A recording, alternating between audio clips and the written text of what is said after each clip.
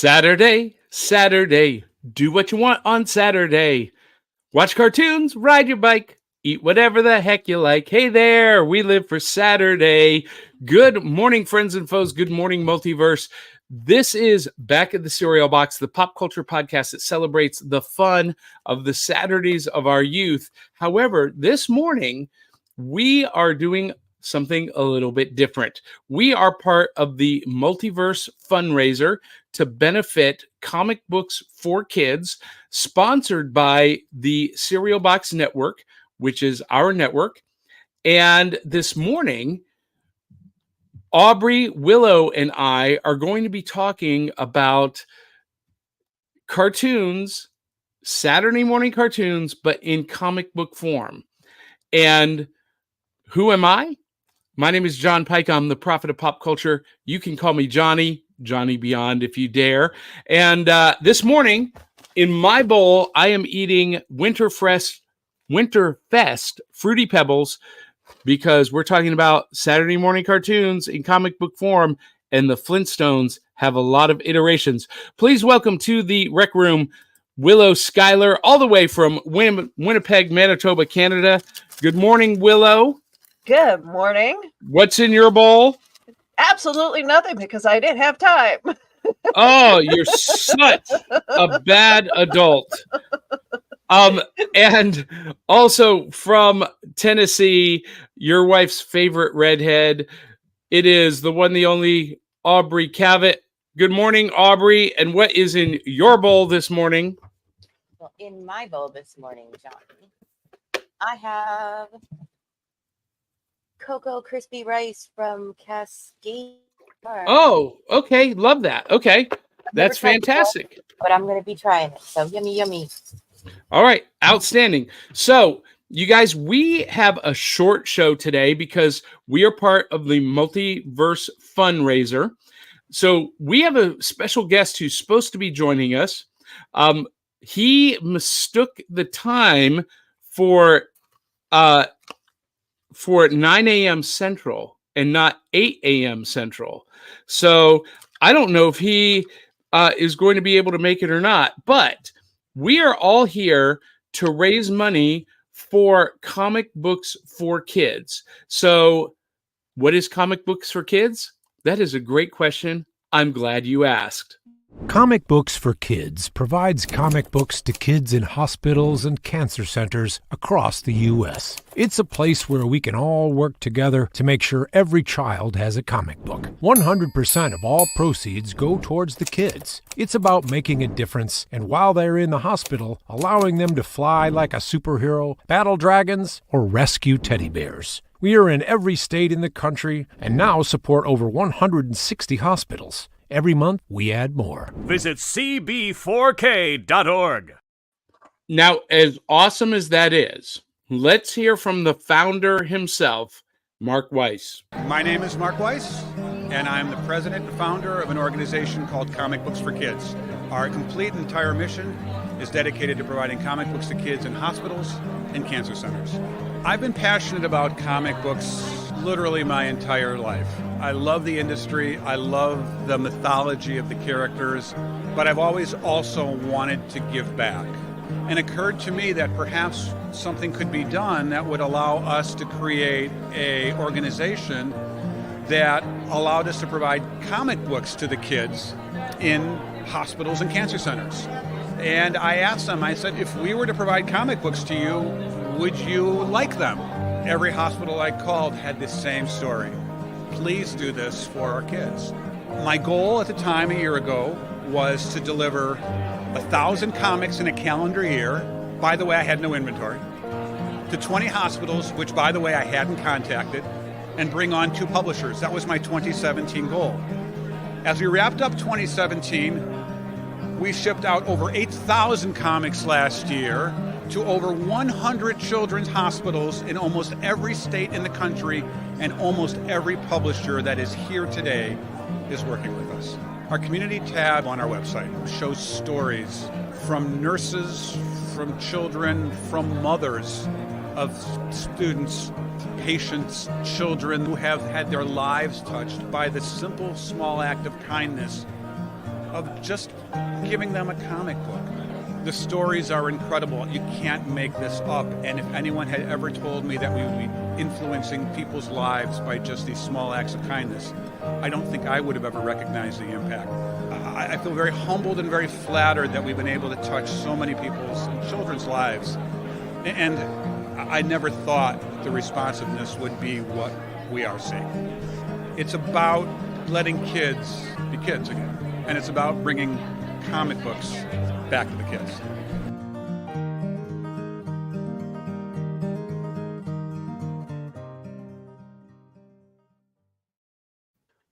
How awesome is that? I'm so proud that the Cereal Box Network is partnered with Comic Books for Kids. Of course, our show has been partnered with them since the beginning.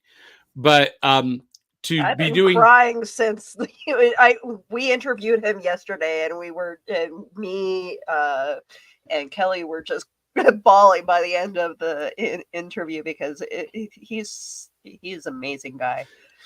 So, true story. I got hooked on comics because my mom brought me a stack of comics when I was 5 years old in the hospital getting my tonsils out. And on the top of that stack was The Secret of Isis. And I mean, it was a stack this thick. And that was my introduction to comic books in the hospital. So anyway, speaking of being in the hospital, our special guest has just joined us. I'm kidding. Speaking of comic books, our special guest is in the green room, the one, the only Clyde Hall, elder statesman of geekery. He is also the co-host of Comic Book Spectrum. And when we were going to do this topic this morning, Saturday morning cartoons in comic book form, there was only one choice of guests. I had to bring in the comic book historian, Clyde Hall. Now, Clyde, before we dig into our topic, what's in your bowl this morning? I'm glad you asked because childhood favorite. Oh. And I grew up in the time when the commercials were iconic. Silly rabbit, tricks are for kids. I also happen to have a tricks whistle from back in the day. Oh, interesting. So, Clyde, does it work? No. Oh, just barely. Yeah. I mean, that's the only way it works, right? Yeah, I was trying not to blow everybody out, but it's at a frequency that the mic doesn't pick up. That's hysterical. Oh, okay. Yeah, well, and also it is light compared to some of the ones you could get at the time because they didn't want parents to just be, driven insane, probably. Now, only a frequency that dogs can hear. Exactly. Yeah, this would explain why the family dogs were always like, "Oh my gosh, he's got the whistle again." This is my breakfastware. This has not seen use for 50 years. Oh, wow! I pulled it out. I got it when I was 4 years old. My brother got it for me for Christmas, and I used it all through childhood. But early 20s, I put it away. But for this show, we have the Batman and Robin. This is the made by Melmac, made from Melmac, by Sun Valley Companies. They made all the children's. Not to be mistaken for Melmac, the homeworld of Alf. Of Alf, yeah. And my bowl is the Joker. Oh my gosh! Wow. Oh, that's nice. Yeah. That is fantastic. That's awesome. And the plate is Batman. Oh, Batman and Robin plate. Got the whole set. Clyde went all out for this show. I did. Okay, how did you keep it in good condition? Because I think by now stuff like that would be like all because of dishwashers and. Well, I'll tell you how. I can tell you how he did that. He's a nerd. Guilty as charged. I hand washed it. We didn't have growing up. We never had a dishwasher, so I was the dishwasher, and I took care of to not scratch them up and stuff. But also, I got to say, it's a very resilient material. I know kids that had glass ones, and they usually got dropped or broken. But that Melmec is really tough, and it holds up the image as well too. Is it Bakelite? I think that's what the material is. Bakelite. Yes. But it went by their name for it. The Sun Valley folks called it Melmec. And when you look up, like to get old pieces of it and stuff, they use that term a lot. So, yeah, for those that don't know, Bakelite was a plastic resin compound that was developed by the military during World War II. Well, maybe before World War II, and the Russians in particular used it for the stocks of the AK-47 and for the handle material of their bayonets. Mm-hmm. So it's incredibly resilient material. Well, that is fantastic, Clyde. And I can't help but notice in the background, you've got a Space Ghost figure. Is that a Mego figure? No, this is a custom Space Ghost I made. I was doing Captain Action customs, the ideal action figure. And they never got around to doing Hanna-Barbera characters back in the 60s when they were doing Captain Action figures. So, yeah, I made my own. Wow. A friend of mine styled the mask. That was the hard part. And he styled that. I came up with the costume. My wife did the sewing on the cape and everything. And the only thing is, Captain Action always had boots, but I just couldn't bring myself to cover, Space Ghost. Yeah, it's a solid onesie kind of a thing. So I never could. I made boots for him, but I always leave them off because he looks better without it. Yeah, that is unbelievable. For those of you who don't know, Clyde is also a cosplayer, Aubrey, and he's a very, very well-known cosplayer in the Illinois area specifically. The rural down south Illinois. Are you going to be at Superman Celebration this summer? We're planning to go. We've been working on ideas for costumes. We have some that we have some ready-made that we've worn before. We do Ma and Pa Kent. Okay. We have the rocket ship and the little baby. So cool. The baby Kal-El and everything, and it's a target-rich environment because everybody that's doing a Superman or Supergirl or a villain are like, oh, I want to get a picture with the Ken. So yeah, okay. Or last year we ran into friends who do Jor-El and Laura, and that first time we'd all been together in costume for our part. So we did a four with the baby in the center, yeah. So those are we like to do older or more obscure characters. We did Aunt Harriet and Alfred from the TV show as a tribute to Adam West the year after he passed away. So yeah, that is fantastic. I wore my Space Ghost t-shirt. I love it. And it's on point with our theme this morning. And by the way, Molly Daniels is watching, and she says, "Good morning. We had Mary Poppins bowl and plate cup like that."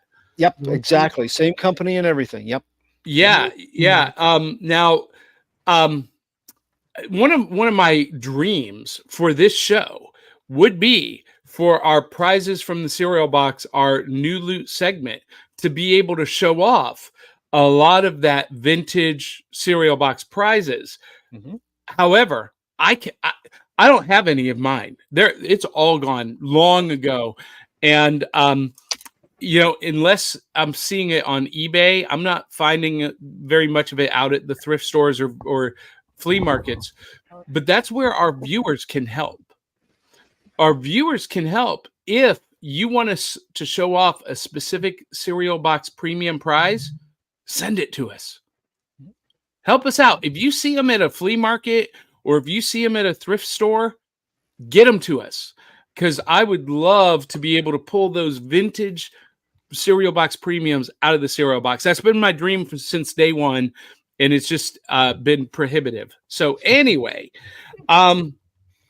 so we're going to do some comments this morning, but because we have a hard out at 9 a.m., hard hour. We're going to just dive right into our topic this morning. And by the way, because Fruity Pebbles get soggy so fast, I finished the entire bowl during the Comic Books for Kids commercial. Aubrey, did you do the same? I was hungry, man. I just Pastia Farms. It got a little soggy, so it's probably gonna stay in the bowl until I dump it out. You're not a soggy. Yeah, you're with me.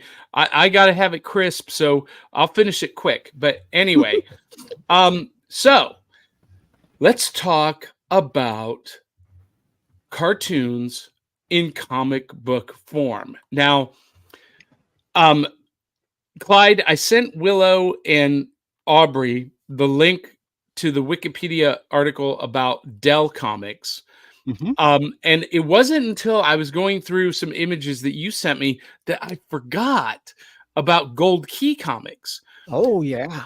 Because there was a time in the United States when Gold Key and Dell dominated the newsstands. They were producing more content than Marvel and DC.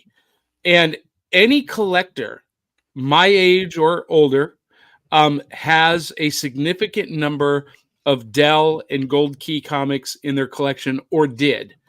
That stack of comic books that I got from my mom when I was in the hospital at 5 years old, that Secret of Isis comic was a Gold Key comic.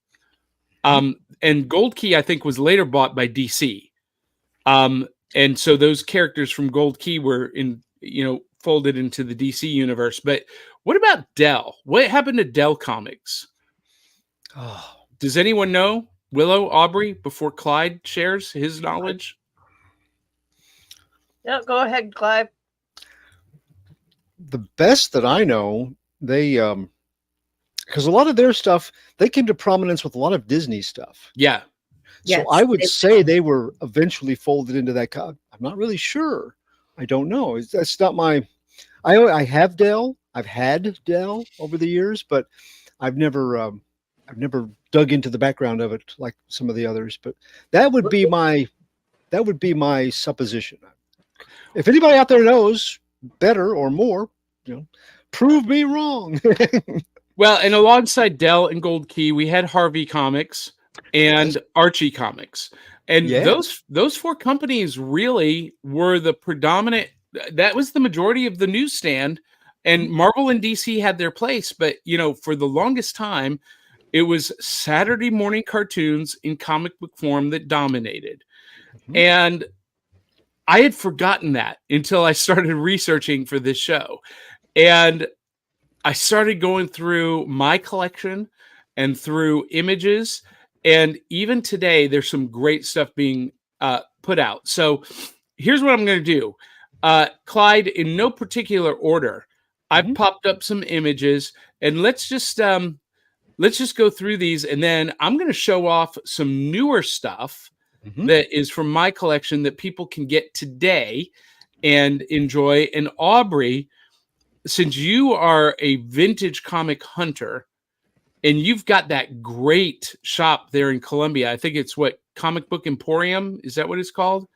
In the basement of the antique shop. Have you been there? You know what I'm talking about? I have not. It's right downtown Columbia. Anyway, and I'm gonna go check it out. Yeah, go ahead. Dell Comics. They were bought out by Western/Gold Key around 1974. Oh, okay. So Dell became Gold Key. Yep. Wow, interesting. Because for the longest time they were competing, and then folded in. Wow, interesting. And licenses back and forth between the two. Yeah. Yeah. Yeah.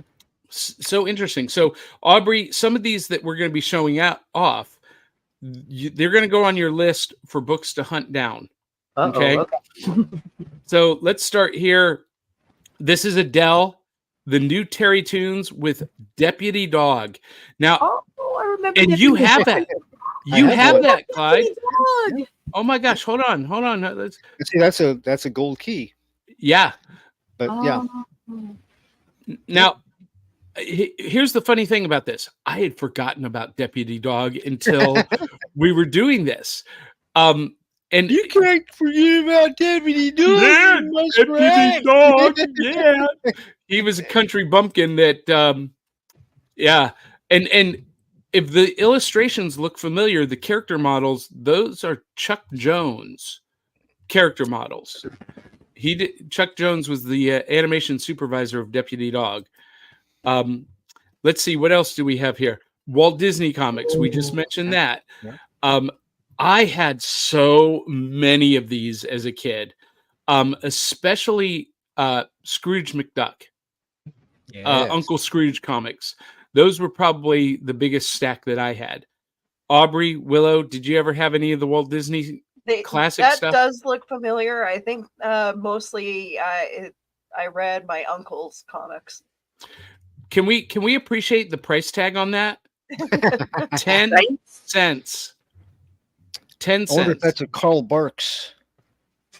He did the Uncle Scrooge stuff. Carl Barks became he did legendary with that. But every time I see a duck on a comic of that age, I think of Carl Barks, but probably not. And then one of my all-time favorites is Popeye, which actually, this is an interesting kind of dichotomy because Popeye started as a comic strip, became a cartoon, and then became a comic book.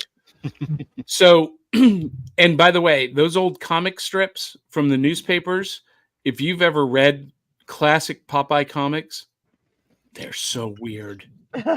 They are so weird. But Popeye, by the way, is one of my all-time favorite characters. And I have a t-shirt with Popeye on it that I love to wear. But in my opinion, Clyde, Popeye is the most powerful superhero in the multiverse. He outpowers Superman. What is the anime One Punch guy? One Punch Man. And the because Popeye isn't only superhumanly strong, he's a shape changer. He is. And That's true. He really is. He's not human. He's amazing. What else do we have here? This is obviously Looney Tunes from Dell. Oh, wow. And Huckleberry Hound. Oh my gosh. Yeah. You know, there was a time, Clyde, when Huckleberry Hound was the most popular character that Hanna-Barbera had. Yep. And if you do some research on Huckleberry Hound, he was at the time more merchandised than any other Hanna-Barbera character. There was a time when, he was out merchandising Yogi Bear, Scooby-Doo, Snagglepuss. He was like top dog. I had the Soki, and I remember watching him and Magilla Gorilla in Chicago when I was 2 to 3 years old. They were more prominent on the TV up there. When we moved back down here to the south part of Illinois, it was kind of catch as catch can. There wasn't as much, the scheduling seemed to be different. But. Now, was Huckleberry Hound shown on the Bozo Show? I think so, because that's another memory. Yeah, I remember watching the kids that we were staying with. They all watched the Bozo Show every day, and I remember seeing that. And that was the first time that I'd ever seen the live-action Superman. I didn't know who he was at the time. I was too young I hadn't seen comic books of him yet. But I remember sitting there, just zoned into the TV, watching this guy fly. A real guy flying through the air. Amazing. So, but yeah, all that is mixed together. The Magilla Gorilla theme, my lady we lived with used to sing it. I don't remember the Magilla Gorilla theme. Aubrey, Willow, do either of you know it? No. It's been really a long time. If it played, I could sing along, but Magilla Gorilla for sale. That's a part of it, at least. But oh my gosh! So, I have a little confession to make. I loved Magilla Gorilla, and I loved Grape Ape. Oh, Grape Ape. Yeah, Grape Ape. I don't know what it is. The idea of sentient gorillas just fascinates me. And the bigger they are, the better. Mm-hmm. And maybe because of Grape Ape, maybe that's why purple is my favorite color today. Ooh. Yeah. And both kind of had similar origin stories, right? They were like adopted by a human being, and the human really became their sidekick. Magilla Gorilla was a little girl who, first of all, how does a gorilla end up in a pet store? And how does a little girl have enough money to buy a gorilla? Yeah, and how do you rate Mr. Peavy as a straight man for all of your antics? You know, Yeah. Mr. Peavy's store, yes. Oh, actually, I guess Grape Ape, his sidekick was actually a dog an anthropomorphic dog. I forgot about that. Aubrey, were you a fan of Grape Ape? Do you know what I'm talking about? It's been a long time since I've seen those. I remember reruns coming on. And he would ride on top of the van. Now this is a more, but that's DC, isn't it? Yeah, this is a more recent issue, 117. So they're still producing these cartoon comics, Looney Tunes, and I think I'm mostly into the modern stuff here. Let me back up here. So these are from Clyde's collection. The Funky Phantom. Yeah. Oh, nice. And the Super Friends. And by the way, Clyde, well, I'll show it here in a minute. So I had both of these issues, Gold Key, the TV superheroes, and mine looked like this when I got them. Yeah. And they are long gone because I read my comics over and I read them until they fell apart. And I love the Hanna-Barbera universe, and for the life of me, I can't figure out, now that they're owned by Warner Brothers and DC Comics, why we don't have these characters appearing more regularly. Now, I'm going to show some stuff that was made recently, but this seems like it is ripe for new animated movies, team-ups, live action movies. I don't get why they don't do it. Anybody know? Anybody in the comments know why the Hanna-Barbera characters are pretty much left to obscurity? I have a theory. Maybe it's similar to what retail establishments do when they buy out the chains to get rid of the competition, to bury it. Well. There may be some of that, but you know, it was Warner Brothers bought Hanna-Barbera, and then Warner Brothers bought DC Comics, not to bury them, but to consolidate everything under, you know, to get that profit and get that catalog. And I just can't figure out why Warner Brothers isn't using the catalog. One of the reasons they were using it to do some new stuff, some crossovers with the DC characters. Yep. And you know, got some of those images. Right. And Warner has had a real turnover rate as far as their people in charge, as far, you know, corporate. And when they saw some of the modern stuff, the board at that time, and I'm not sure if that was AT&T board or what, but we're like, what is this? These are cartoon characters. We shouldn't be doing anything serious with them, and pulled most of the plugs on what they were doing. Well, but this is for kids. This is for a younger audience. Listen, I loved this series. Yeah. There's actually 24 issues, I think, in the whole series, 2 volumes, volume 1 and 2. Or is it only 12? It's only 12. Only 12. I think, but they split it off. They have the regular Future Quest that's on the left there. Then on the right, they did a Future Quest Presents, the kind of filler stories with other characters. So like 2 different, I guess, series. Right. Yeah, you're absolutely right. So what this is, Aubrey and Willow, is DC Comics did Future Quest, and Jeff Parker, who is one of my all-time favorite writers. Yes. And Doc Evan Shaner, who Yes. is one of my favorite artists, did this team up of all of the Hanna-Barbera Saturday morning cartoon heroes, except they did not have Shazam or the Arabian Nights or Blue Falcon, which I was really disappointed they didn't use the Blue Falcon in this series. But Johnny Quest is basically the catalyst to unite all of these heroes to save the Earth. And it was just an amazing, amazing series.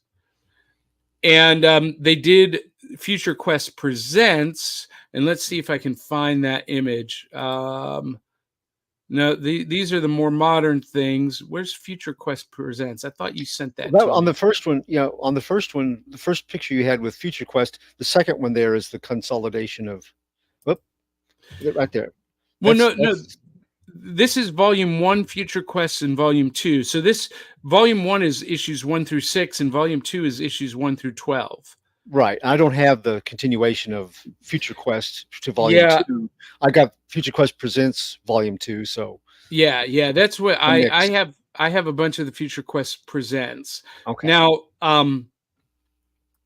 this isn't Future Quest Presents, but this is the Space Ghost adaptation, which was such a cool departure. It was a very modern story. It wasn't R-rated, but it reminded me, when I got it and started reading it, it reminded me of Heavy Metal. It has a very dim look. The art on the inside is Alexia Olivetti. Yeah. Ariel Olivetti is and Alex Ross covers. It's really serious stuff. Well, and even the interior art had a very Alex Ross painterly style. Yes. So it was very consistent, the cover art through the interior. And it is a very adult retelling of Space Ghost. It's pretty bloody, brutal, very violent, but man, was it good. It was. And this the same time that the Space Ghost Coast to Coast was making everybody laugh. So I remember, on ordering it, people were like, "Really? Is it going to be goofy?" I'm like, "Alex Ross covers? I don't think so." And it wasn't. It didn't disappoint. It was, and I like Space Ghost Coast to Coast too. I had some of those comics. I don't know if I still do, but I did. I absolutely love Space Ghost, and I'm really sad that I don't have any Space Ghost merchandise other than Space Ghost comics. So I need that T-shirt. I need that custom figure. I know where you live. Anyway, but somebody broke into your house while you were gone to the Metropolis celebration, Clyde. That's okay. I think I know who it is. So I showed this one, Funky Phantom, which, by the way, Funky Phantom is one of those Scooby-Doo ripoffs. Yes. But instead of Scooby-Doo, they actually have a ghost. The Funky Phantom, don't you know? Voiced by Paul Lynde, I believe. Yeah. Now, this is my favorite series of all time. Yes. Favorite cartoon to comic book series, The Super Friends. And so I've got bring that up center stage, Willow. This is the hardcover compendium. This is only volume 1. I have not yet seen volume 2, but this is the reprint of the series on beautiful stock, beautiful colors, and my all-time favorite issue of this series, let me see if I can get to the cover image, was the two-part story that introduced the Guardians of the Globe. Yes. And you remember they had to here's the cover. This issue I wore out. And I think this guy's name was Drax, and he had planted bombs all over the globe, and they had to find them and defuse them before they destroyed the Earth. And this is in this issue right before it saw the introduction of Jan and Zaina as part of this storyline. We have Solomon. We got the introduction to Jack-o'-lantern. Here's Jan and Zaina appearing for the first time. And that storyline saw the exit of Marvin and Wendy. So this kind of filled in the gaps of the Saturday morning cartoon series. Because you'll remember, Clyde, one Saturday, there's Marvin and Wendy, and then the next Saturday, they were gone with no explanation. And this did it. And what a great compliment to the Saturday morning cartoon. I can't help but notice that your Superman looks different than mine, though. From the showcase, yeah. So you know why, right? Yeah, go ahead. I do. Yeah, go ahead. The art on this is done by Alex Toth. This artwork, and the art on the Showcase Presents was done by. Oh wait, that says Alex Toth too. Yeah, but look at Superman's face. Yes. That was part of the whole thing of the time where, like, remember when Kirby would do Superman, they would have somebody come in and repencil his face because that didn't look like Superman. They did the same thing with Alex because that didn't look close enough, so that they got a. I had the Treasury edition, and I noticed it. I was like, well, that's either Murphy Anderson or Kurt Swan that they've had come in and retouch the face of Superman. Everybody else was okay, but that was their prime property at the time, and they were really protective about how he looked. That is interesting. So, because this is both of those are relatively new. And if you guys don't know the name Alex Toth, you should remember, because we've talked about him quite a bit. He is the one who was the animation director for Johnny Quest, did all of the character designs for Johnny Quest, for Thundar the Barbarian, along with Jack Kirby.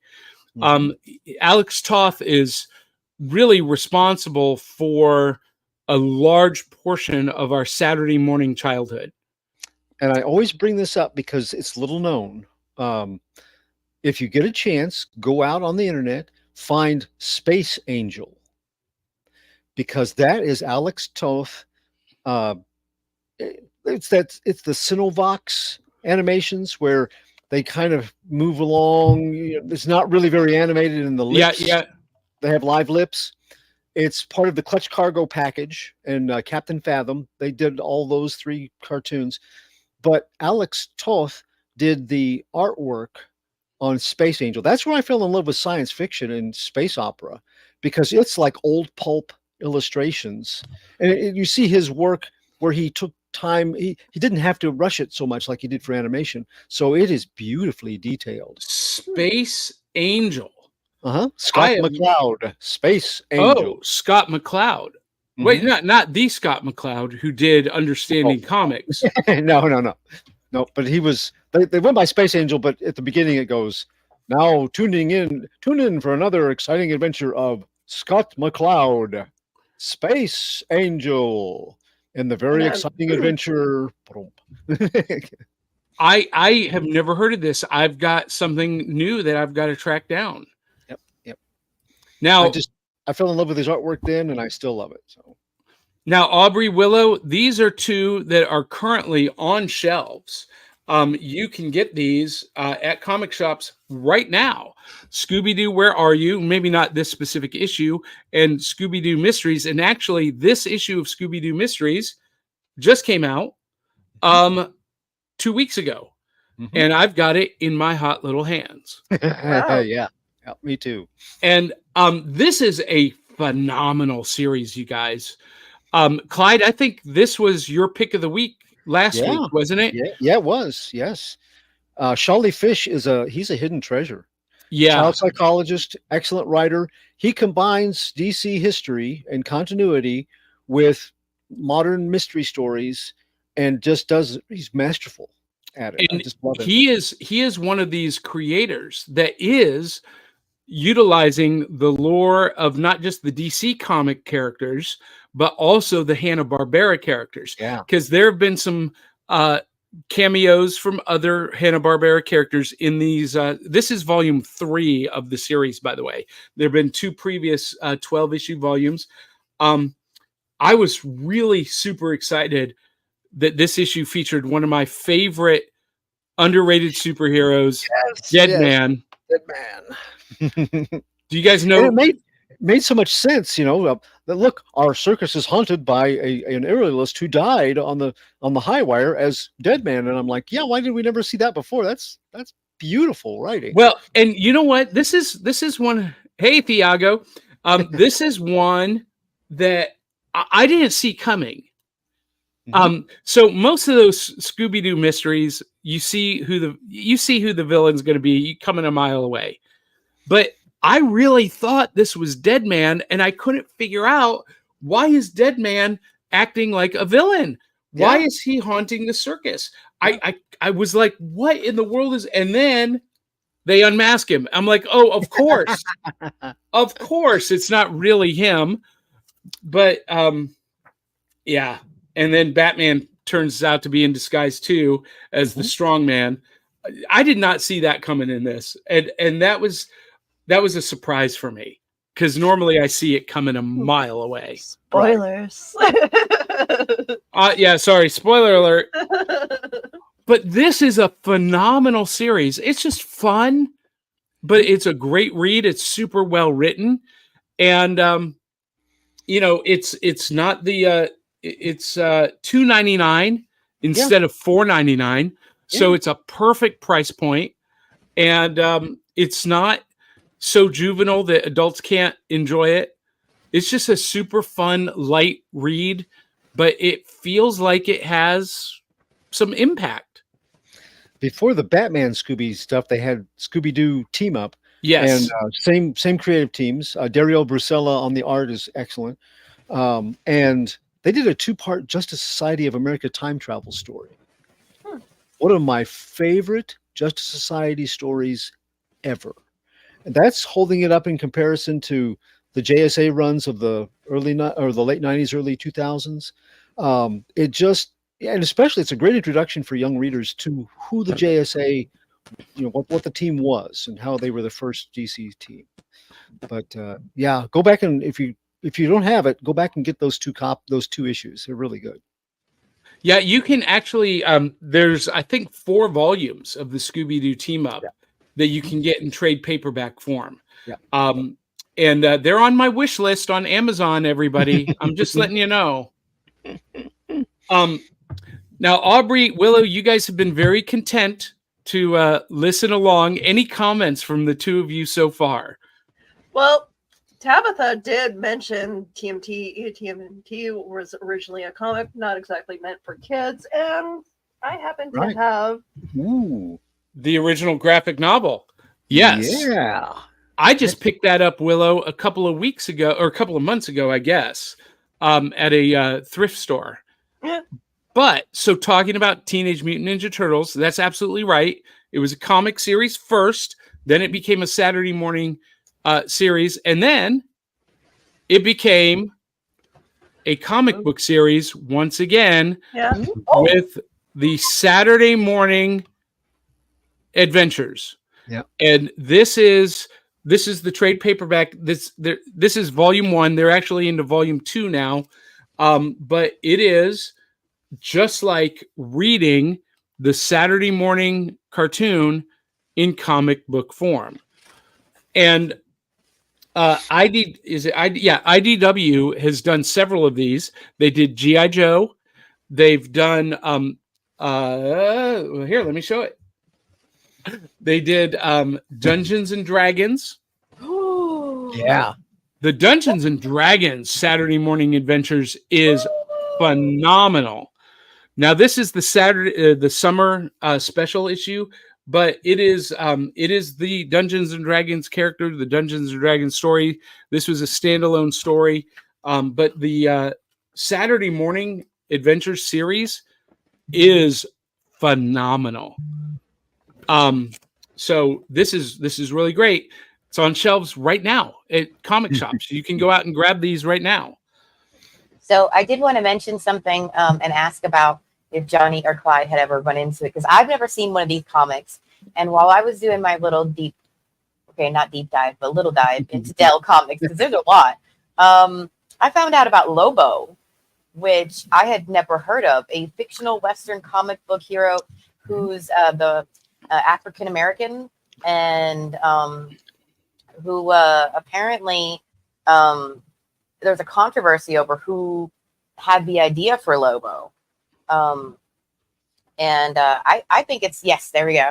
I said, I just think that's amazing. And it's always nice to, I feel like, shout out comics that maybe somebody hasn't heard of. And that is definitely one I have not come across. It's a Western. And I mean, well, there was a time, Aubrey, in American comic book history where Western characters far dominated the landscape, more than superheroes. And Dell and Gold Key Western comics they were everywhere. And Lobo, I have heard of this character because he was based on the real life American superhero Bass Reeves. Okay, cool. Do you not know about Bass Reeves? Mm-mm. Bass Reeves was a real life. He was America's first superhero. In real life, he was the first African American U.S. deputy marshal, and he patrolled Oklahoma, Arkansas, and what's that other state out there? Anyway, that was his territory, and he is the most legendary, revered lawman in U.S. history. That's cool. So yeah, something to look up if you don't know about that, because I just didn't. Apparently, if you saw True Grit, they were talking about the Indian territories and Arkansas and Oklahoma. That was kind of his, I believe, same kind of purview. That's right. And he was recruited by the U.S. government to be a deputy U.S. Marshal because he spoke Choctaw. So he could speak and communicate with the Native Americans in the Indian Territory. But he captured more fugitives than any other lawman in U.S. history. So never it's a character based on a real person. Yeah, and Bass Reeves never got hit by a bullet. In all of the gunfights that he was in, he never once got wounded. Okay. Well, it says that Lobo was the first comic series with an African American headlining character. And just for people who are interested, in 2017, Indelible Comics revived Lobo, All New Comics #1. And in 2018, Lobo had a novella published. So in case you wanted to know and catch up with him, apparently he's still having adventures. Very cool. I love that. I got some stories published in Indelible, and so I was aware of him before, but I was more keenly aware because they just talked him up and they were talking about him. But the Westerns were the superheroes of the 50s and 60s. You couldn't turn on TV without a Western TV show. You couldn't go to the movies without a Western movie, and you couldn't pick up very many comics without having Bonanza or Gunsmoke or something looking back at you, or Marvel, the Two Gun Kid and Rawhide Kid and all the kids. Man, listen, I loved Two Gun Kid and Rawhide Kid, and I am so disappointed that Marvel has never done any TV, animation, or movie properties with those characters. The original Ghost Rider, and Matt Slade. I loved all of those characters, and luckily DC did do some animated TV and movie appearances of Jonah Hex, but Marvel has never done anything with those great Marvel Western characters, and I'm so disappointed by that. I feel like everything comes back, so there's going to be time. I mean, we're the South, and we will rise always. So one form or passion. So Corey Flood says, I don't believe Lobo is based on Bass Reeves. I know for a fact that he is, but the Lone Ranger was also based on Bass Reeves. Heard that before too. Yes. Yeah. And we have a lot of comments, and unfortunately, because we're tied to 1 hour, we only have 10 minutes left. We're not going to get to everyone's comments, but I do want to acknowledge Eli T. Cash, who adds, I can attest to Teenage Mutant Ninja Turtles being meant for adults. Yeah, the original comic series was not for kids. It was gritty, violent. It was inspired by Daredevil, and it was meant to be a parody of Daredevil, but the ninjas, the violence, all of that. So, Clyde, I want to talk about a couple more things that are contemporary that are available on shelves right now at Barnes & Noble stores and comic book shops everywhere, from Dark Horse Comics, Cuphead Comics. This is a comic book adaptation of the current animated series on Netflix, which is it's inspired by the video game. Yep. But this is like reading the cartoon series. It is so good. And it's a modern contemporary cartoon, but done in the style of the old Warner Brothers and Max Fleischer style animation. Oh, that looks fun. Look at that. It is so good.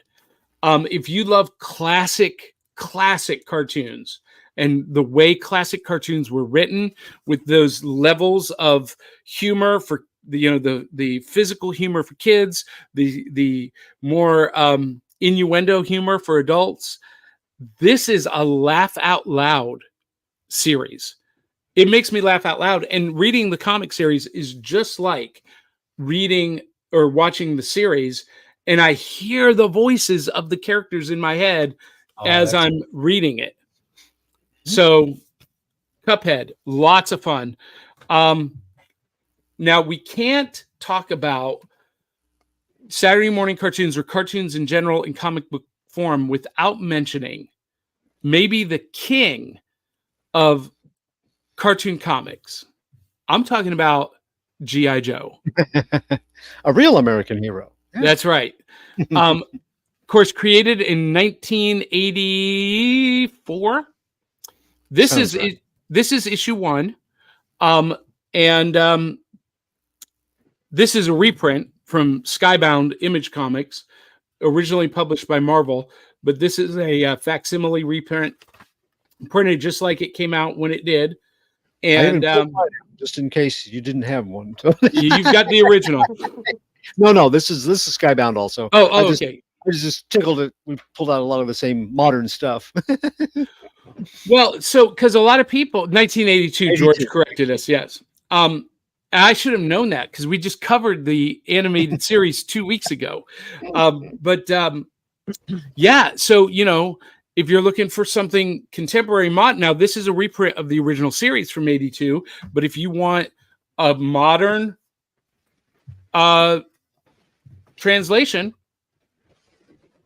Duke and Cobra Commander, and they've got G.I. Joe comics still, Transformers comics still, being published today. And by the way, this is the Energon universe, which combines G.I. Joe and Transformers. And I hope, Clyde, that they're going to incorporate Mask. It's my hope. Wondered what other things they might. Yeah, it gives them an opportunity to bring in more of the franchises. And I'd like to see. Bring in all you can. I'd love to see it. Well, this issue of Cobra Commander came out this week. And you guys, if you saw G.I. Joe, the movie, you know that there was this whole origin story of Cobra Commander that really made no sense. But they retell the whole story of his ascendancy in Cobra Law, his banishment, and then his assignment to lead Cobra and be Cobra Commander. And they make that nonsensical story make sense. It was the 3D movie for a second there. I missed what happened. I'm trying to keep up with him showing the screen, showing the comic book, but it's just starting to become a comedy. How's that? That's beautiful. Yeah. That's Pythonia. Yeah. The Cobra Law assassin. Anyway. Hey, before we get done here, and we're running out of time, I'd like to mention a couple of things. Especially, I started off with, there's been a real progression. I started off with these kind of Space Ghost books, and then we went to these kind of Space Ghost books, and then eventually kind of a moderate between the two, this kind of Space Ghost book. But there have been some very good crossover issues with DC. They used to do it annually with the heroes from Hanna-Barbera and from Looney Tunes. Elmer Fudd Batman, Pray for Me. It was up for an Eisner Award, written by Mark Russell. Check it out. Check out a bunch of those. Gail Simone did one with Catwoman, Tweety Bird, and Sylvester the Cat. And one of my favorite stories of that whole year. This is what apparently the folks that have that own DC, they were kind of like, this isn't what this is for. This is goofy. This isn't the kind of stuff that we grew up on as kids. We don't want that. So I don't think they're doing those anymore. But some of the things that got out before that, Snagglepuss. This is Mark Russell stuff. Snagglepuss, Exit Stage Left. This will make your heart hurt. He does his social satire, but it's a fairly serious take on LGBTQ issues. And the McCarthyism in the 50s and 60s. Mark Russell also does some biting satire that is very true to the Flintstones cartoon, and yet his satire, he's done some stuff recently. His own, I prefer when he adapts stuff. It's usually more poignant than when he just goes off on his own, makes his own brand of things. But this Flintstones, around 2015, 2016, this is worth picking up the two trades on it because it's true to the cartoon while also poking fun and calling for satirical change in our modern outlooks on things. And that entire line also included Scooby Apocalypse and the Wacky Raceland, based on the Wacky Races. I never watched that. I never got that one, but yeah. Post-apocalyptic Wacky Races. Cool. Yeah. So one last one that I'm going to mention, and I hope everyone watching has either remembered something from their youth or discovered something new that they never heard of to go track down. I'm looking at you, Aubrey and Willow. We can't talk about Saturday morning cartoons in comic book form without talking about the Saturday morning live action cartoon from the 90s, the Power Rangers. Everyone has heard me say that I am not a fan of the Power Rangers TV show. However, the Power Rangers comic books, I love, because in comic book form, they read like any other superhero comic book team. And it's really good in comic book form. So check that out. So any questions, Willow, Aubrey? Oh, I've got some more comics to look for. You're not lying. I wish we had more time than an hour because we could talk about this forever, but we do have to close up shop here. And remember, we're doing this as part of the Multiverse fundraiser. You can see the banner at the bottom. You can make a donation to Comic Books for Kids right on our Facebook page at the Multiverse fundraiser or directly with Comic Books for Kids. We have a goal. I think it's 1,500 in donations. We're already past the halfway mark. So you guys watching, help us out to make sure that kids have comics in the hospital. And as we say goodbye, I'm going to run this one more time. That's it for us. Tune in next for Cryptid Crunch. Willow's going to take it next. And what? No? No, Cryptid Crunch isn't next. What's next? What is next? Cosplay Cafe. There we go. Cosplay Cafe is next. So stick Hey, around. Willow and Aubrey and Johnny, thank you for having me today. I really appreciate it. Nice to meet Thank you, you, Clyde. Clyde. We'll have you back when we have more time. Yeah. But everyone remember, this is what we're doing it for. Comic Books for Kids provides comic books to kids in hospitals and cancer centers across the U.S. It's a place where we can all work together to make sure every child has a comic book. 100% of all proceeds go towards the kids. It's about making a difference, and while they're in the hospital, allowing them to fly like a superhero, battle dragons, or rescue teddy bears. We are in every state in the country and now support over 160 hospitals. Every month, we add more. Visit cb4k.org. That's it for us. If you guys are watching on the Multiverse Fundraiser page, stick around for Cosplay Cafe. And until the next time, love you, mean it. We'll catch you on the back of the cereal box. Bye. Bye.